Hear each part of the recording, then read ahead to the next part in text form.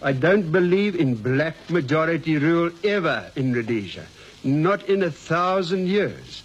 I think it will be a disaster for Rhodesia.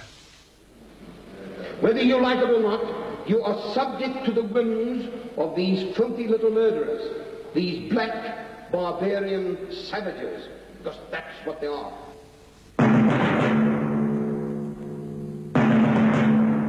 This is the voice of Zimbabwe.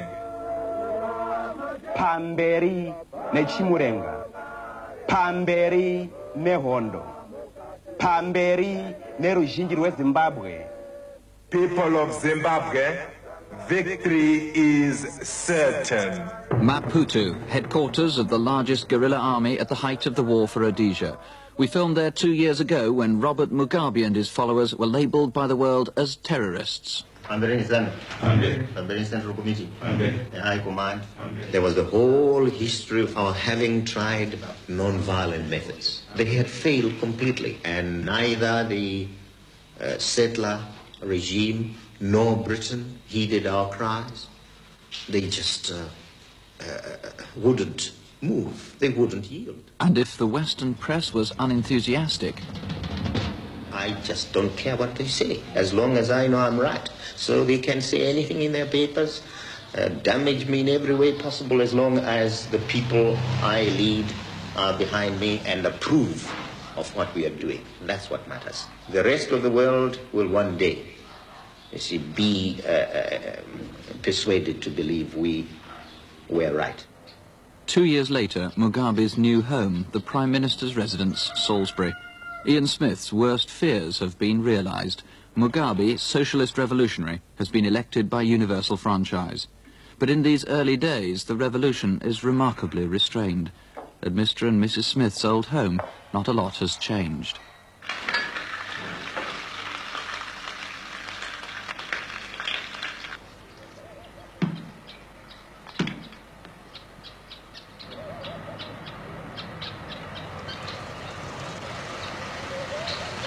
The European Economic Community will give 23,000 tons of grain as emergency aid to 6 African countries.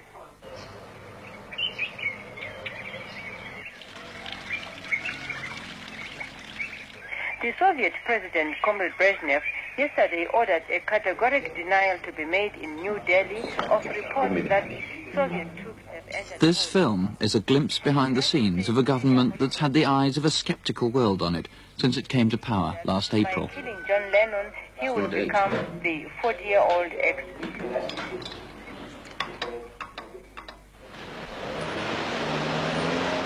It's somehow a remarkably British revolution. At the Prime Minister's office, in the finest traditions of the British civil service, the advisers who brief Mugabe at the start of each day include men who advised Ian Smith when he commanded the war against Mugabe. Last week, Mr. Mugabe dismissed General Walls from his position as army commander after accusing him of making statements which had done a great deal of harm to Zimbabwe. That was the full quote. Quote from the BBC. We, don't forget, had no experience in running a government, and it sounded like a dream, you know, when we won the elections. Not that we didn't expect to win, but that the reality of independence had come sooner than we had anticipated. We had thought that we would, through armed struggle, achieve victory perhaps in 1981 or 1982. But it had come earlier than that. And so I needed support. I needed even the support of my former enemies, who now had transformed into allies. Previously, we had hoped that the war would go on until final victory. Well, if that had happened, then obviously we wouldn't have Ian Smith here. We would never have had General Walls, and quite a number of people would have been brought to trial. But it's not the way the things went. And perhaps we are glad that the things have taken this political trend towards the end of the armed struggle. The cabinet, 18 members of Mugabe's party ZANU, 4 posts for his major political rival Joshua Nkomo, and 2 for Ian Smith's Rhodesia Front, in a government of national reconciliation. Quite a number of ministers are abroad on various duties. And in Parliament, a black speaker. Didymus Mutasa, once jailed for establishing a multiracial community called Cold Comfort Farm, where blacks and whites lived and worked together as equals. There's nothing much on the order paper today. So far as we know, there are no notices of motions. Now, that's for the adjournment of the debate. Could be withdrawn, which I've put here, and Mr. Micklem will beg leave to withdraw. Yes. So don't forget to look at him when the Minister has finished speaking. And that should all be very simple this afternoon. I'm sure everything will be perfectly all right and you'll manage very well. Fine. Don't forget to straighten your wig before you go down. Fine, thank you very much indeed.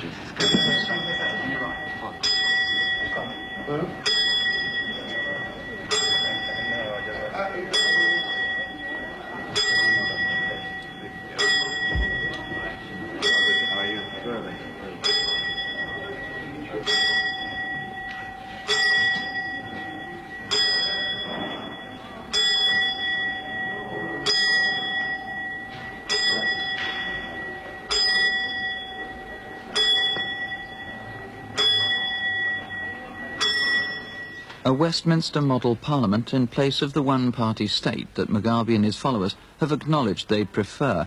Instead, Didymus Mutasa, after 3 years in jail and then in exile labelled as a terrorist, is now deferred to by black and white MPs alike with a graciousness that would put many British parliamentarians to shame.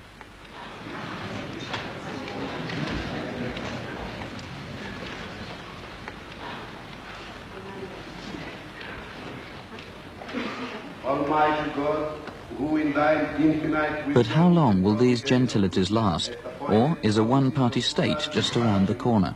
No, it isn't. We are committed to the Lancaster House Agreement, and it is because of that agreement that we have a situation where there are various parties represented in our parliament. There are not that many, actually. But in spite of that multi-party system which the Lancaster House has yielded, my party is virtually in control. There is no need for us really to think of a one-party state. Is there any debate? Wing Commander Gordon. Mr. Chairman, I believe it is true to say that the security situation within Zimbabwe is as bad at the moment as it has ever been. The life of the individual has, I believe, not been eased to any marked degree, if at all. If one considers the problem of the people of this country dividing, the consequences of that are too dreadful for law-abiding citizens to contemplate.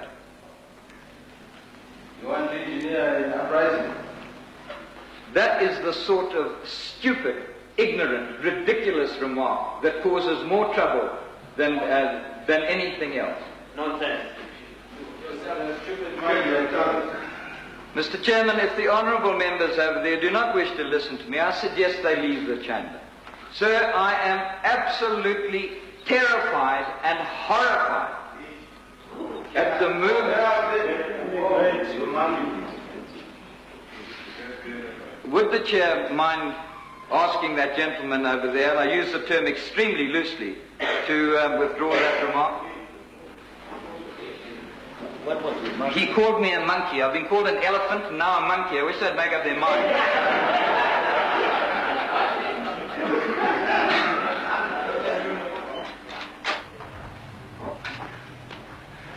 It's all a very far cry from Mozambique, isn't it? Yes, indeed. Absolutely so. So if you could choose, you wouldn't dress up like that, I take it? Absolutely not at all. If I had to choose, I would really choose something that is traditional, something that is African. Every time that I'm presiding, very funny thoughts come to my mind that, I'm really presiding over a house of people who, a few months ago were referring to each other as terrorists and fascists.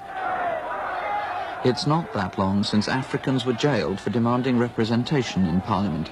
Mugabe himself was in prison without trial for 11 years.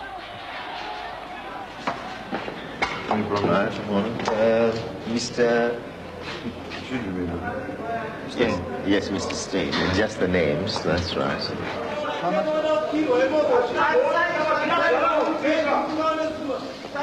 This is the first time Mugabe has returned here since he was a prisoner.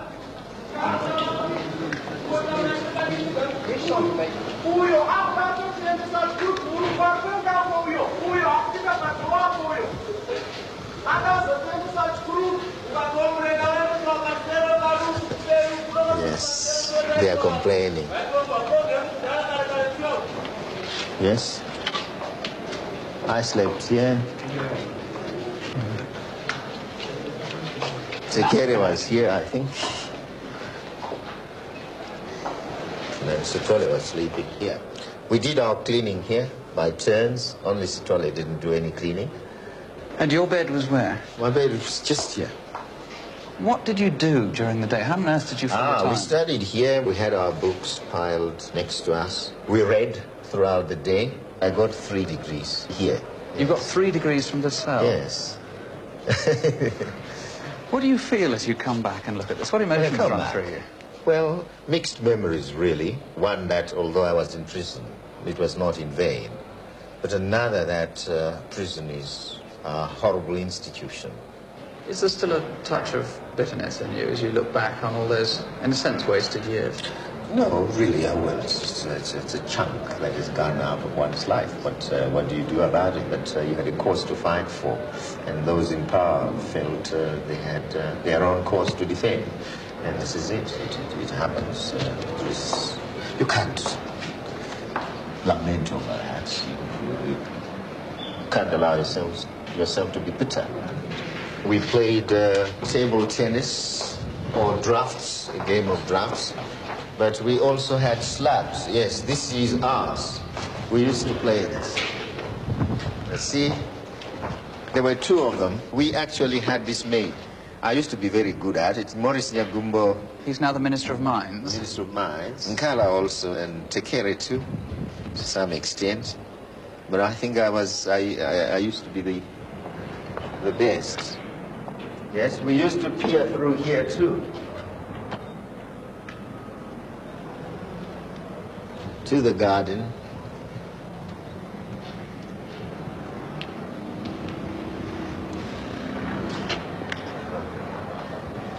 Did you play table tennis? Yes, I did. But Morton Malianga was, and Didymus Mutasa, when we had still had Didymus Mutasa, they were the champions here. So I wasn't very good here. I was good there.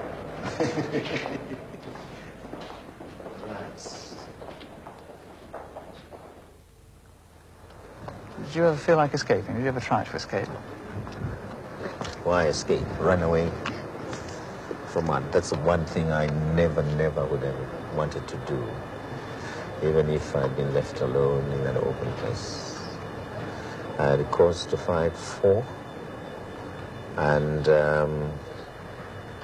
being put in prison was a challenge, test of my determination and commitment to the cause, and running away would have proved me a coward anyway. I never thought of running away at all. Yeah. Some of your close friends were executed while you were here. What effect did that have on you when your colleagues were hanged? Each time a person was going to be hanged, we were told about it. And of course the atmosphere became very a solemn one, in that people were not allowed to go out for that morning. They were to sit and sit at given places and remain quiet. It was a terrible thing.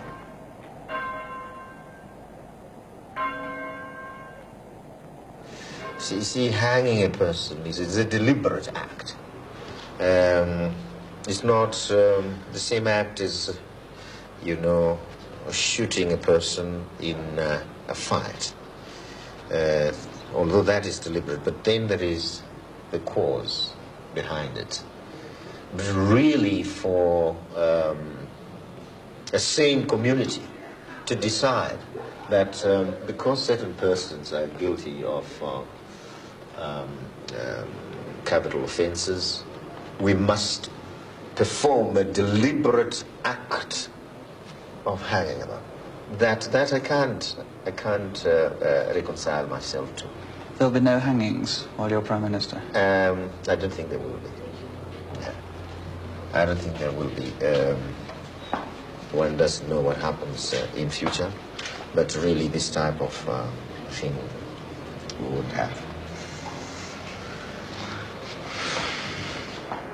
It is quite an attractive appeal when people cry for vengeance and that kind of thing. But if you really proceed to be vengeful and to start a campaign of persecuting your enemies, where does it end? The cock, election symbol of the ZANU party.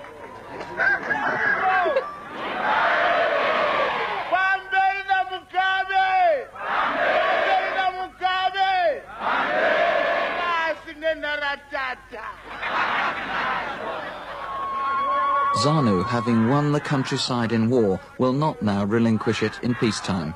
The people here are still suspicious of the police and other agents of the government, and though Mugabe needs to re-establish the rule of law, he's reluctant to undermine the hold his party has. Mrs. Mugabe has proved to be an effective campaigner in her own right.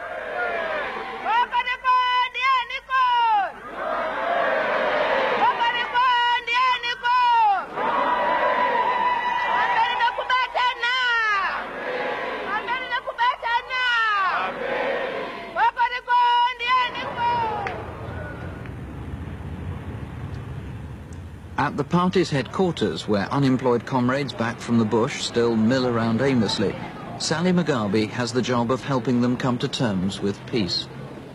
Forgive they will, but to forget no.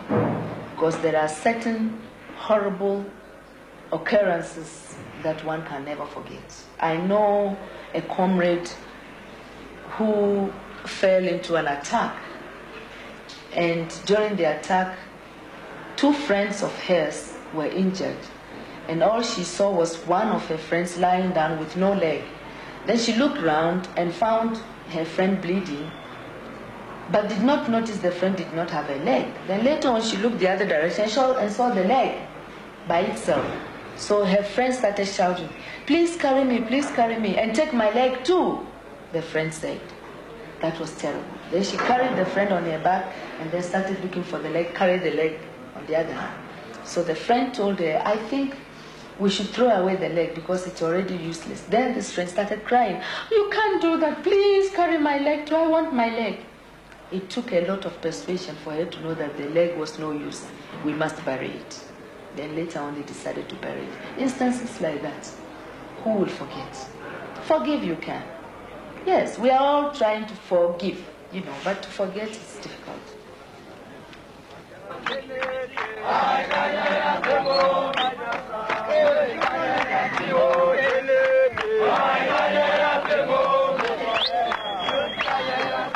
Here, several hundred schoolchildren are back home in Zimbabwe from exile in Zambia and Mozambique. This is a transit camp, and they've been waiting here for 3 months to get back to their villages. Vandalism has been rife. Now, at last, schools have been made ready, transport is available, and a new government minister, Samukange, has come to see them off. 250,000 refugees have come home in the last 9 months.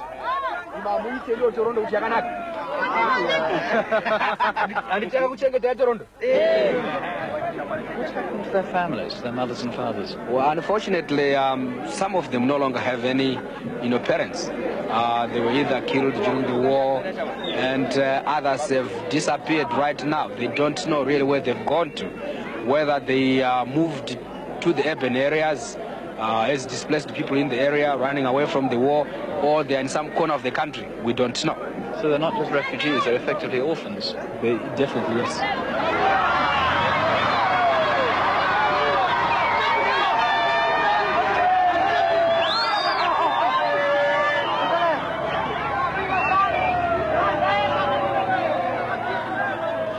The return to peace hasn't always been so joyous or so simple. Here, at a gold mine near a military assembly point, the manager's house was attacked in the night for no obvious reason. With it bending like that, it stretched Yes. the metal, and it was pointless trying to bang it out, so it was best putting in a new frame. No, quite. It was one of dozens of outbreaks of violence by trigger-happy young guerrillas who now find peace harder to cope with than war. It happened at approximately 10 o'clock at night. My wife and I had only just got to bed. Our lights were still on. There was a shatter of glass and a terrific commotion of small arms fire. And one's natural reaction is to hit the ground as fast as possible and return fire. It was only after the attack had finished that I was able to walk around amidst broken glass to find out that we'd actually been hit by a rocket and that the house was in rather a poor state. What does it make you feel about staying on here? Well, it doesn't make much of a change. I'll still stay on. What, with people rocketing your house for no apparent reason? Well, there have been other people in exactly the same position as myself. After all said and done, I am Rhodesian, born and bred. I'm now a Zimbabwean, working for the country, operating a foreign currency earning unit, and I have no intention of moving out. If somebody can say that there are better places, I'd like to see them.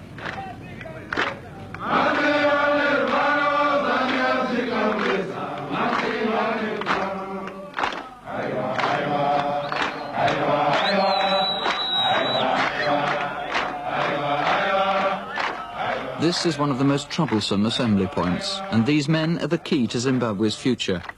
After 12 months of mounting boredom and frustration, only 12,000 of the 34,000 guerrillas of Mugabean and Nkomo's armies have been integrated with the old Rhodesian forces.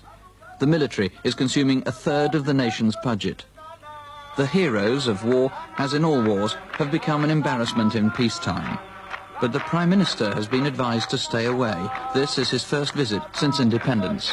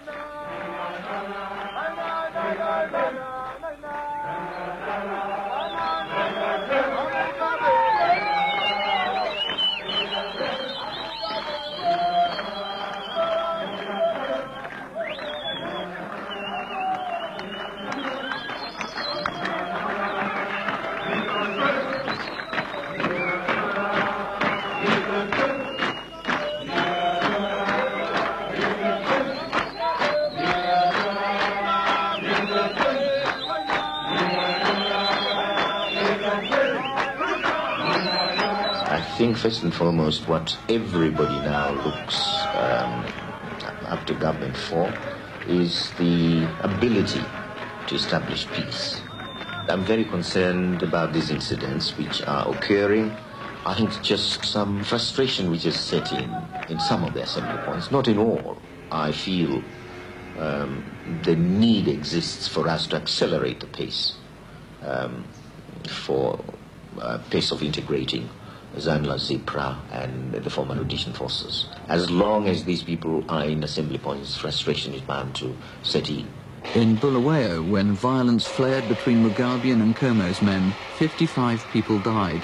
It was a hint of the underlying danger of civil war. If we had integrated our forces earlier, we would not have had the Bulawayo incident. At least it would not have been that ugly. The elements which are perpetrating these acts, who have gone dissident, are doing us disservice, and it is our duty to ensure that they are apprehended and brought to justice. This is the National Security Council responsible for law and order. Mugabe needs to be seen to be acting even-handedly, but after the Bulawayo riots, 9 of Nkomo's top men were arrested. Nkomo, though Minister of Home Affairs, was neither told nor consulted. Their relationship now is said to be severely strained. Many cynics thought we couldn't work together. Many people never thought that there could be any peace at all, and that the guerrillas will be shooting everybody around and so on and so forth. Shootings have taken place, but not to the extent that the people thought they would take place. You and your supporters must have been bitterly disappointed that you didn't get a greater measure of power. Have you and your party come to terms with that? Well, people say we were greatly disappointed, but of course normally as a party you want to be in power. But the point is this, they forget that we didn't fight just to be in power. We fought that the country be free, be independent. We've got that. That's the main thing. There are people, people at times say we lost. I said, no, we didn't lose. We got the main thing, and the main thing is independence. Independence has come for good. Governments come and go. So we have one real thing we've set ourselves to achieve, and that is an independent and sovereign Zimbabwe.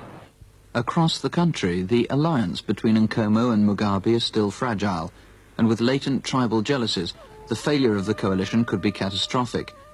In Nkomo's Matabele land are some of the poorest corners of the country, and there's a danger that the people here will feel forgotten. It's the rural areas that suffered most cruelly in the war, yet so far they've seen little change since independence. There were 4 kraals here, burned by the security forces, but there's no straw to rebuild them. There's been precious little aid, and worse still, the rains have failed.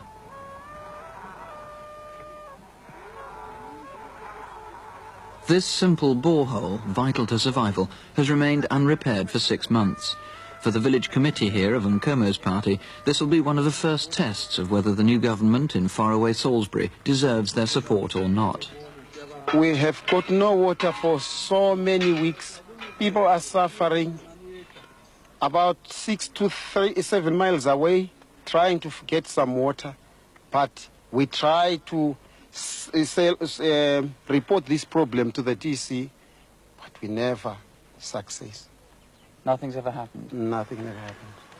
Some people have said that you in the Patriotic Front, Mr. Nkomo's supporters, don't like the present government and would like a civil war. Is that true? No, it's not true. You want to live in peace? Yes, we want to live in peace. Even under a ZANU-PF coalition government? Coalition government is all right. It's as all right. long as it can bring us something, good changes to the people, for the people. We don't care whether color, language, whatsoever. We need a help to the people, for the people. Water is a life. It's the only life is the water. Water is our life.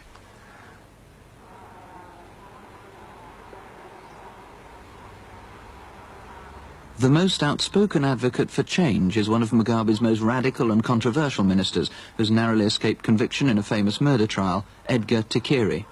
Do you feel somewhat impatient at the way things are going? Do you feel that there should be faster changes, more radical changes, perhaps? Oh, I think even Comrade Mugabe himself very often is suffering lots of strain because he's feeling frustrated. Things are not moving as fast as they ought to, and he's all the time trying to throw out his fingers to put them on threads of leads, you know, to quick change.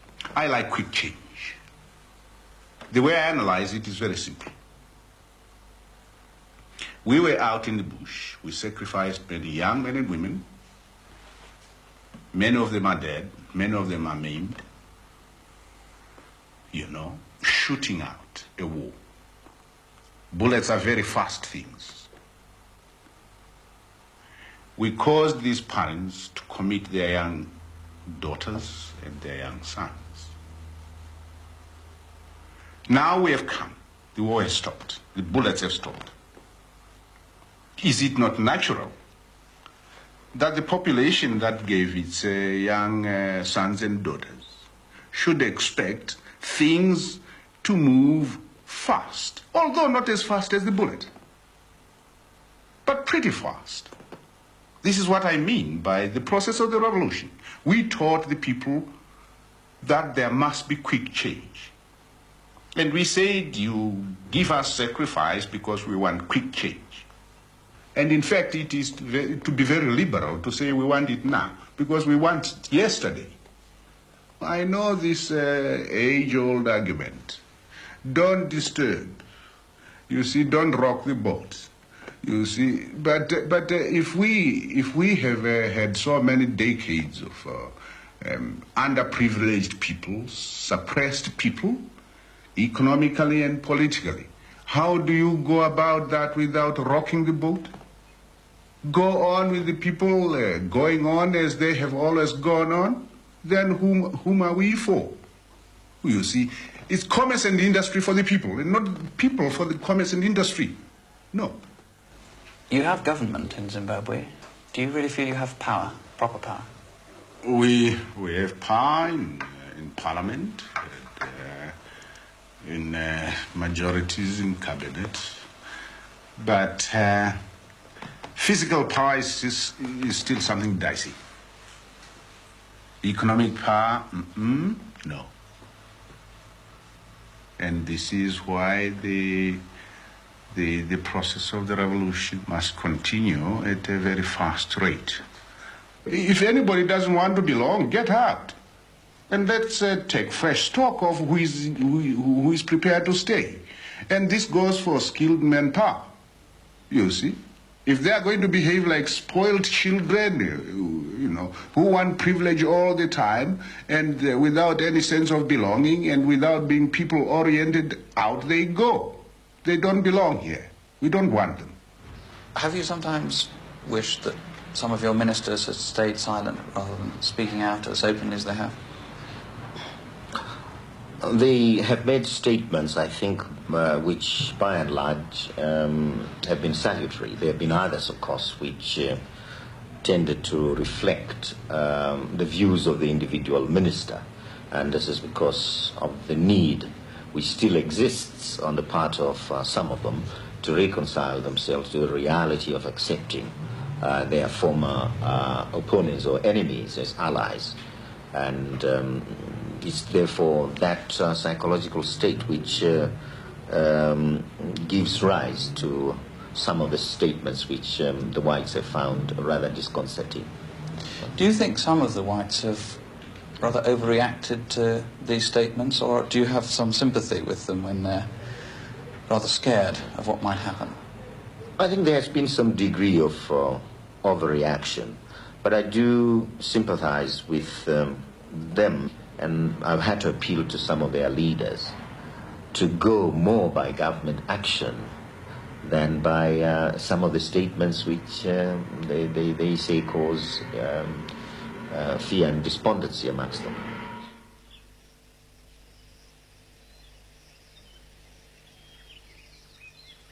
So the whites have to be persuaded that their lifestyles are secure, while the blacks have to be convinced that change is coming fast. It's an almost impossible contradiction. At Kutama, Mugabe's birthplace, his old house as much as it was when he was a child. Life for his relations as much as it always was. The average income for peasant farmers is £20 a year. They need access to education, but above all to new and better land.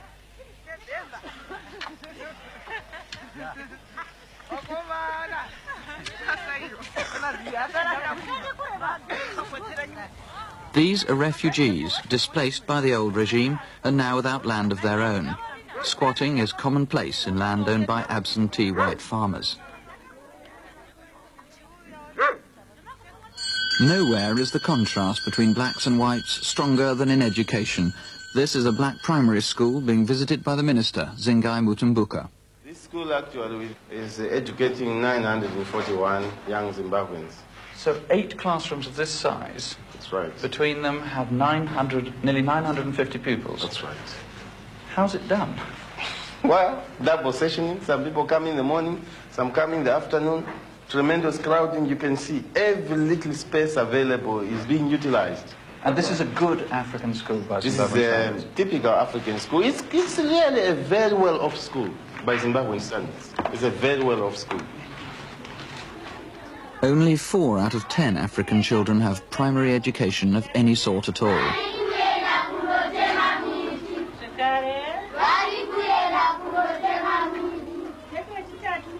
Even now, most black schools rely on charity, on the work of missionaries and volunteers. Despite the thirst for education, only 1 in 20 Africans will get to secondary school.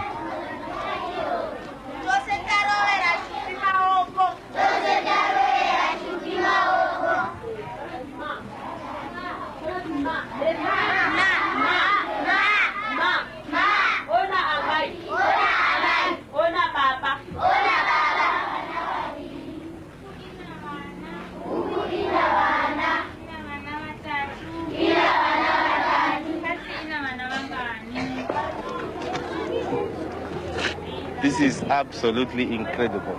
Is this what we fought the war for? It's supposed to be some illegal school. Illegal government, what does it matter? It's the child who suffers. What happens to children who can't even find a place in this sort of school, which is the majority of them? I don't know. I suppose they just rot away. That's why we went to war. And these things still happen.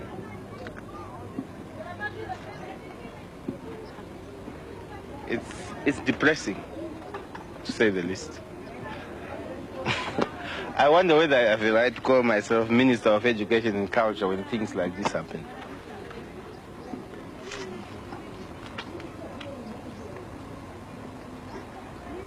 This is another school of sorts. We have introduced free primary education, but these 2 teachers and their 3rd colleague who is sick today, they are worried they don't like these children to walk the streets without being able to read and write. So they come here, they volunteer their time, their tasks. Nobody pays how are they getting paid? Nobody pays them. But even a great proportion of African children don't even have this level of education, No. right? Something like 50% to 60% of African children actually never go to school. They don't even have this? They don't even have this.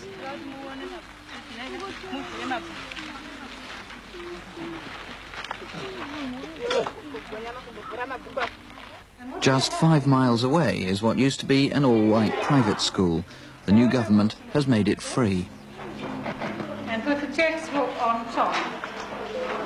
Right, which is the best table. I'm going to see who's sitting up nicely. And they get 2 houseboys. Right, very quietly put those books. On the night that the election results were announced, whites were appalled at the result and extremely concerned at the problems that will exist with the Mugabe government.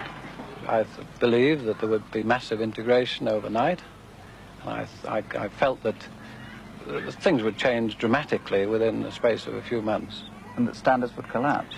Oh, indeed. I think that was the fear in most whites' minds, that standards would fall away, that they'd be forced to leave the country because of falling standards in education, which is one of the 3 things, health, education and security, that whites were concerned about. In the event, what's happened here? Well, in the event, of course, the school's gone on as normal. There's been no problems. Integration has taken place gradually, and no problems at all. The school is functioning well, as good as it was 2-3 years ago. Are you being completely candid? Really, you've had no problems at all? No problems whatsoever. None at all. This is the average of any white school, Group A school. And is this free? It's completely free. It's completely free. There's no discrimination as against the child, whether you are black or white, as long as you go to school. But the trouble, of course, is that so many black kids never go to school. This is the problem.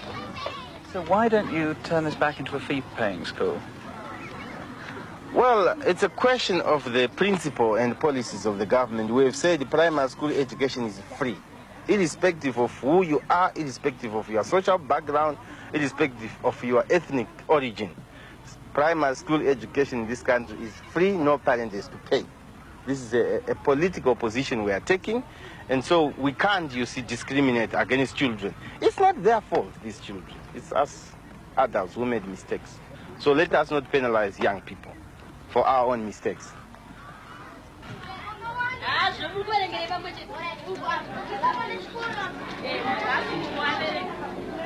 For the lucky few who get good schooling, Britain has traditionally provided scholarships for British universities, but now foreign student grants have been cut and the Zimbabweans are bitterly disappointed.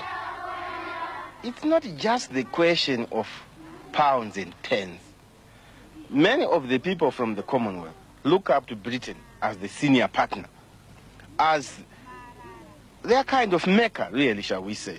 And people have been educated there, some of us have been educated there, and you develop a certain tie with those countries. Now, what is going to happen is that the orientation of study is going to change, because if the Eastern Bloc countries offer us study facilities, we will definitely go.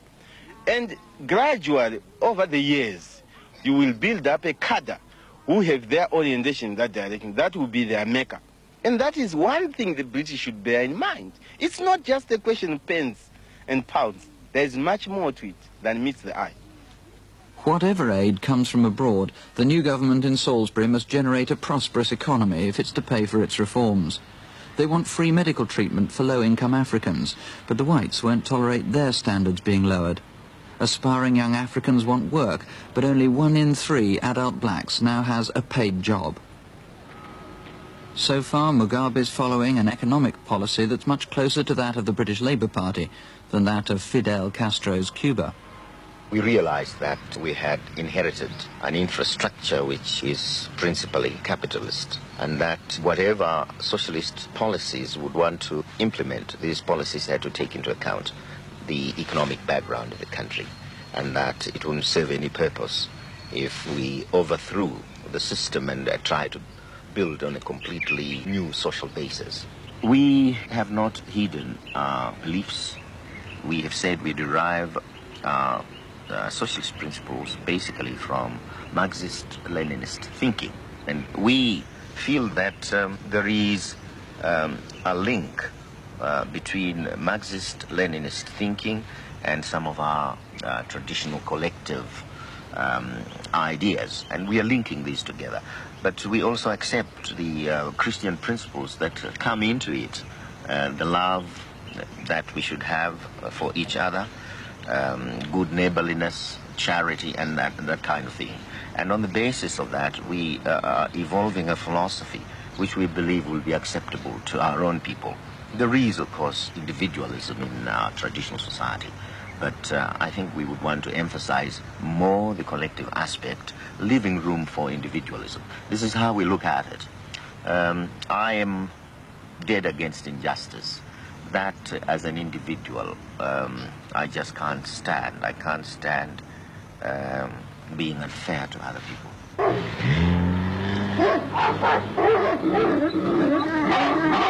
From this tobacco grading plant, people have complained to the ZANU party that they're ill-treated by the owner.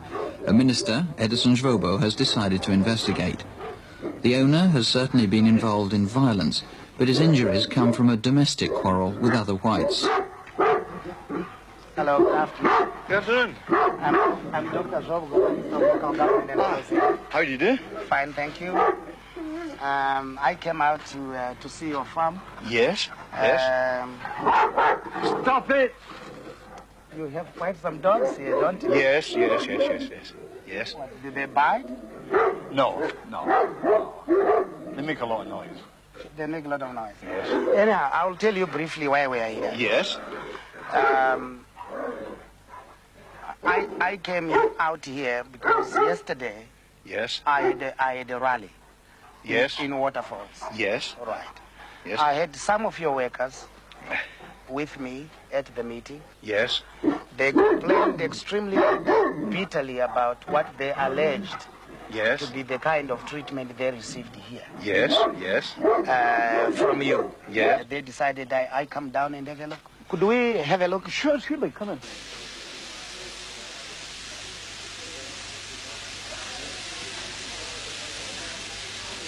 500 people live and work here, sorting and grading tobacco.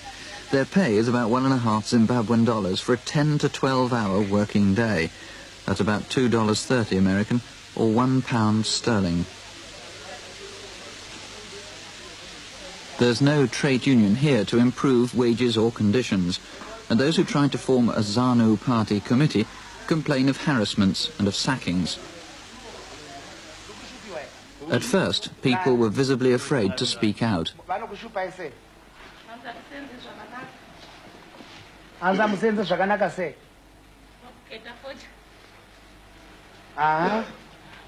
She says that, and he does, and the others here, that you shupa them a lot, that you bother them here at work. And what way do you bother them? Ask them what way to bother them. Right. Why do you bother them? And what way do you bother them?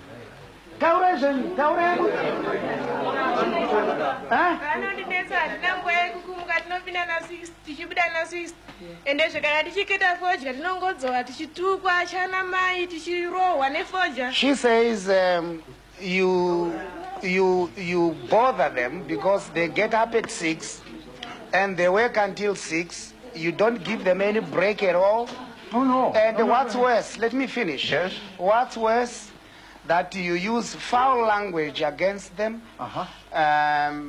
You use bad language whenever you are issuing orders to your workers. Why I don't think I use bad language at all. The only time I do use bad language is if the tobacco is mixed. And now on this... And you use bad language?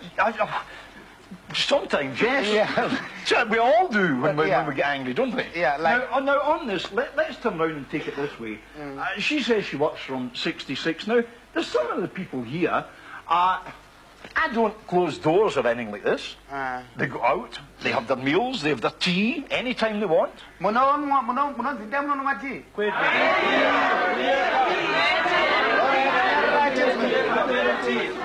I don't give them tea. I don't give them tea. Oh, I see. I don't give them tea. No.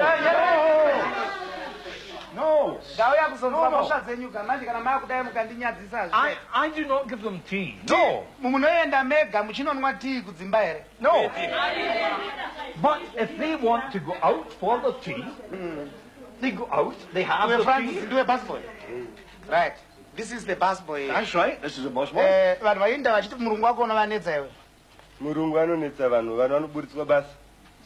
He agrees with the people. He says you are bothersome. I'm bothersome. He says you dismiss people without notice.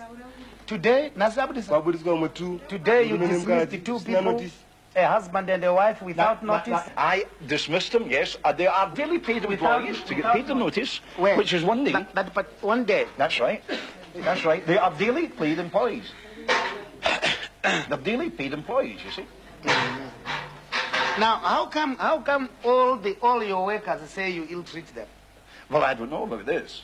I don't know about this. But that's what they are saying. He says he was beaten, and you set dogs to him. What did you have to say?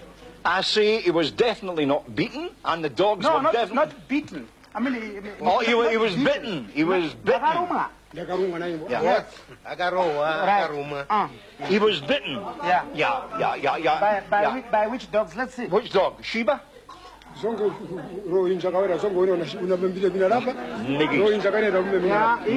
says you were holding him here whilst the dogs were biting him. No. How long ago was this? My friends came here who are members of ZANU-PF who came to play with me here. You said, why do you play with ZANU-PF people? Then you asked him to come to the office. As soon as he got into the office, your 3 dogs sat on him. And with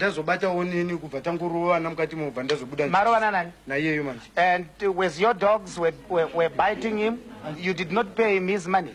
He actually fought you physically. Wait a minute. Now, let's go into that. No. Now, can I give you this lot first? Yeah. This deal first? Yeah. Yes. Now,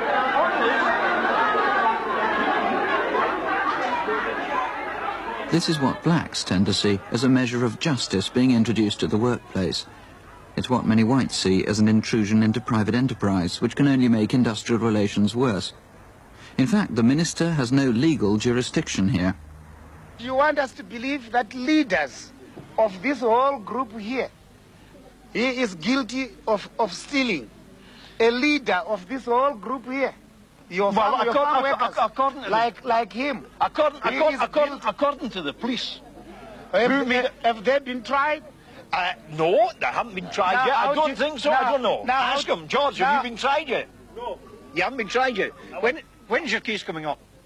No, I was found unguilty. You have been tried? You did only suspect me.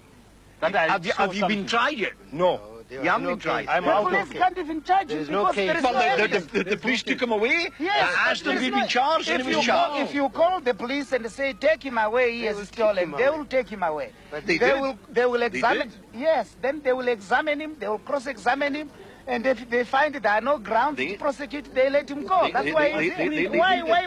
Why so much emphasis on firing people? Who else was dismissed? Now, I'm not taking all this lot back, Mr. Minister. I'll take some. I will take some. You take him, stand there. Right? Now, Mr. Minister, on this, Yes. Let us have a gentleman's agreement. Definitely. Otherwise, I shut down the place. Okay. Now, Mr. Minister. Now, I'm giving you a very clear-cut offer. Right. I thoroughly agree with you. Right. This is your private business. Yes. You either take back some people I am going to produce here, or Right. I shut down the place from tomorrow. Okay. All right. Now you take him back. Right. Right. We are gonna. You take him back from tomorrow, eh? Right. I'll Right. give him a job tomorrow. No, Mr. Chairman. Why? Why? Why He is a bad grader. He's a bad grader. He's a bad grader. Yes. Zvanzima amugone kugrade. Yes. He's a bad grader. Magasenza pana makore mangani. He's a bad grader. He has been grading for 4 years. Not for me for 4 What I'm years. trying to do is to restore. Yes, I totally agree with you. The confidence I totally agree with you. in your workers, in you. All right? I want us to be very clear.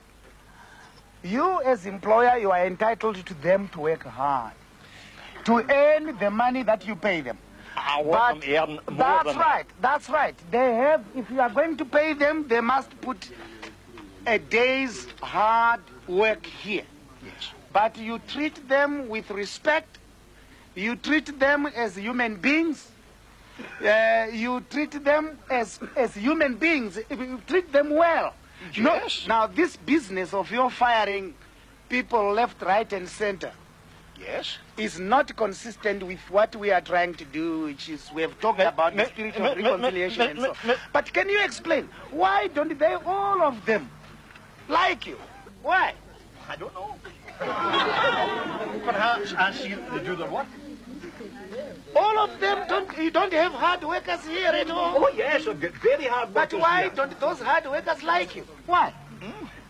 Mr. Minister, on this spot...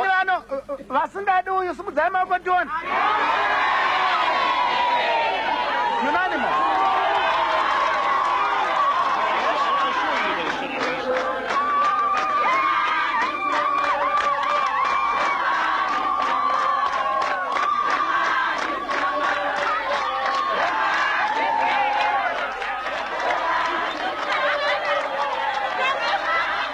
I don't see the business continuing at all if they carry on like this.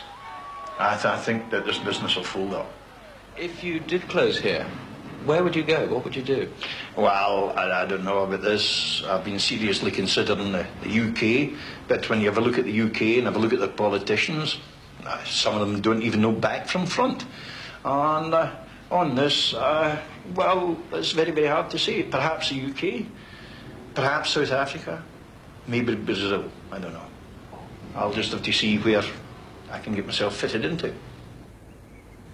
At least 1,000 whites a month have left since independence, though few because of harassment or actual government policy. Most took their decisions in the early days because during the war they'd been encouraged to think there could be no future for them. For those who remain, their image of Mugabe has undergone a transformation from bête noire almost to great white hope.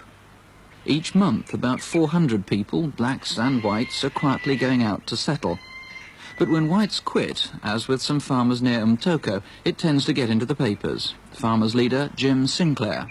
Well, Motoko's got a unique problem. They have an AP in the area, an assembly point. They have been harassed considerably. But there are only 23 white farmers in Motoko anyway, compared to the total white farmer population of about 6,000. So although it's a tragedy for those farmers concerned, it's by no means a tragedy for the industry or the country. So you're saying the press is exaggerating the problem? Yes, I'm saying that, yeah.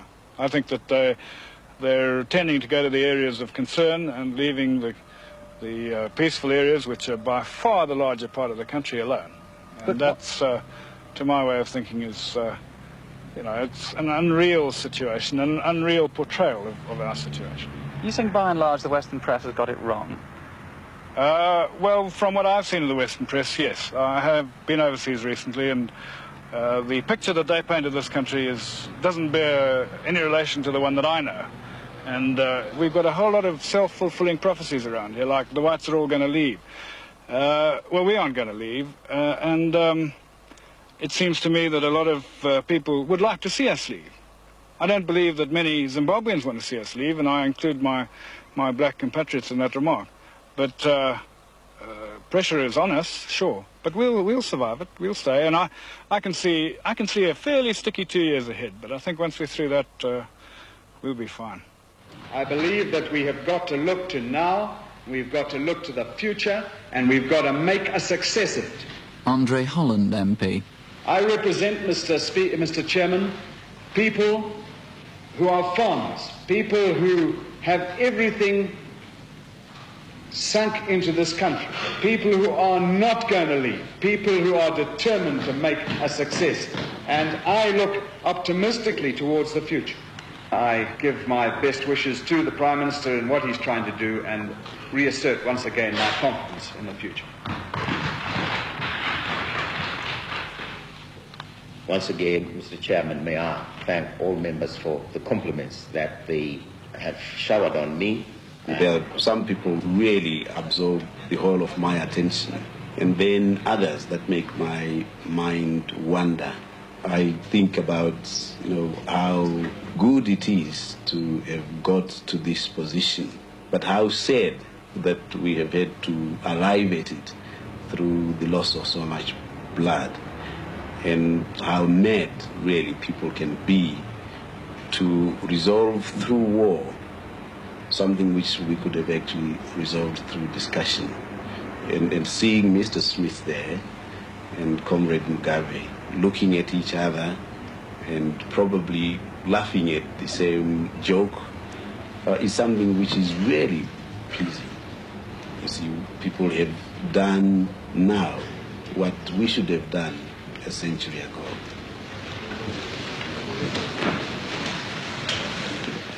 I have tremendous responsibilities, I know, but I know this is what we were fighting for.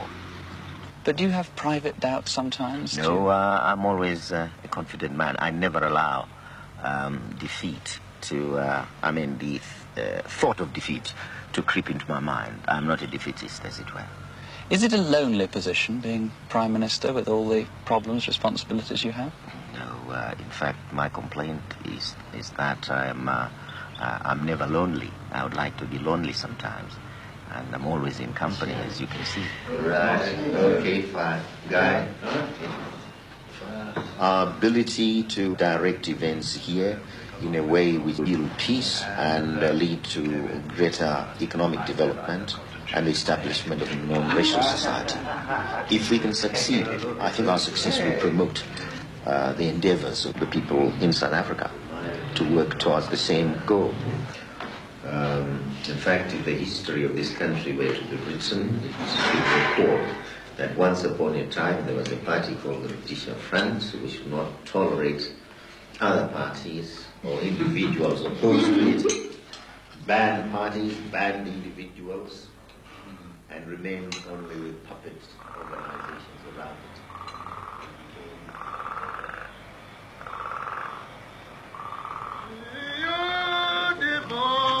Africa, Africa, Africa, Africa, we shall ever remember you. I think they are happy that they have an African government, that government is one of their own making.